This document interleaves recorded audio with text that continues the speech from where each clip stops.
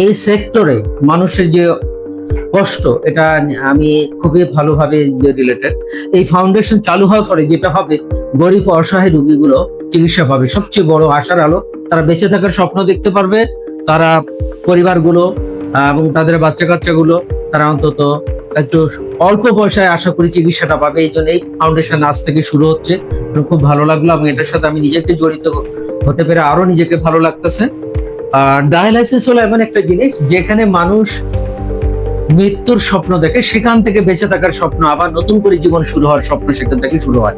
অর্থাৎ একটা রোগী যেখানে সব শেষ হয়ে যায়, মানে এখন মৃত্যুর প্রহর গুনছে, শ্বাসকষ্ট হচ্ছে, হয়তো 2-1 ঘন্টা পর মারা যাবে, এই রোগীগুলোকে প্রপারলি যখন কেয়ার নেওয়া হয়, ডায়ালিসিস দেওয়া হয়, দেখা যাচ্ছে এই রোগীগুলো আরো 15-20 বছর ডায়ালিসিস থেকে সুস্থ জীবনযাপন করতেছে।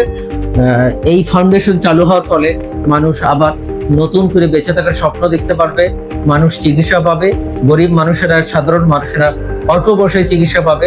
আর আমরা আমাদের পক্ষ থেকে যতটুকু সহযোগিতা করার সেটা আমরা মানুষদেরকে করব, যেন তারা সুস্থ সুন্দর জীবনযাপন করতে পারে। ধন্যবাদ।